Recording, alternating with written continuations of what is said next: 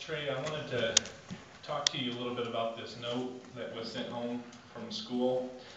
In the note, the teacher is asking each of the students to bring a dozen eggs to school with some dye, maybe some paint. They're going to have a class project and they're going to decorate these Easter eggs together, and then the entire school is going to have an Easter egg hunt. So I thought this would be a good time to maybe review some of the information on Easter. Do you remember from our family worship night about this time last year, we talked about Easter? Do you remember some of the points we discussed? Yes, I remember some of it. Well, that's good. That's good that you're remembering that, and it's good to refresh our memories on that. Do you remember the event, or what event in Jesus' life that most people associate with Easter? Jesus' resurrection. That's right. That's what they think about. But what I also found interesting, they think of a lot of other things too when it comes to this holiday. I thought I'd read some of these points to you. You know, we talked about the Easter egg hunt that the school's wanting to have, and you think this is going to be a fun time for the kids to be able to have a good time together. But notice what this Awake article of 92, it brings out this point. It says, for some, the main value of the Easter egg is to entertain children. That's what you think about.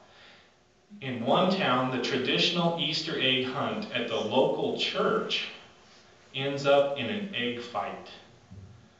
So in this situation, something that's supposed to be fun for the kids, what does it end up in? It ends up in a fight. Now, do you think that's something that Jehovah would approve of, seeing these young ones fighting?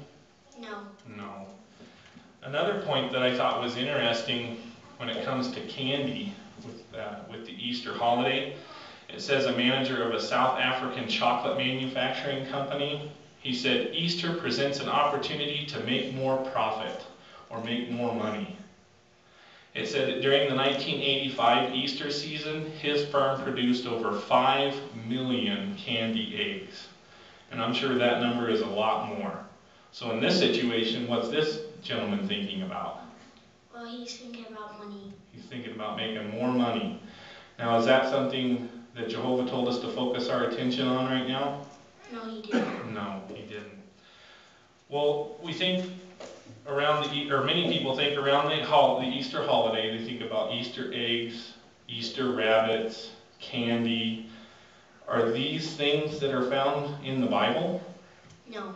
We don't hear any mention of that found in the scriptures. And in fact, does it say anything, or did Jesus say anything in the Bible that we should celebrate his resurrection? No. No. It said that we were to commemorate his death. Jesus told us that was what we were supposed to do, commemorate his death only. But what else does the Bible say that we should focus on doing too? Walking in Jesus' footsteps. That's right. And Jesus, when he was on the earth, most of his time was spent in the ministry. And that's what he wants us to do. He wants us to be in the ministry, helping to explain these things to other people. So I appreciate the fine example that you're setting, Trey, and the example that you're setting to your brothers and your sisters watching too, the fine example that you're setting.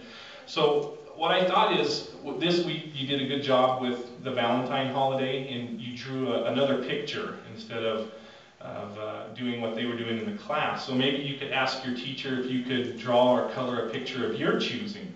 So that way you're not doing the holiday celebration with the class. What do you think about that?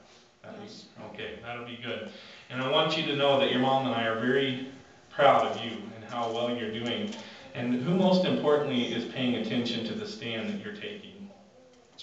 Jehovah, and he's happy too. So keep up the good work, and we'll discuss this a little bit more with your brothers too.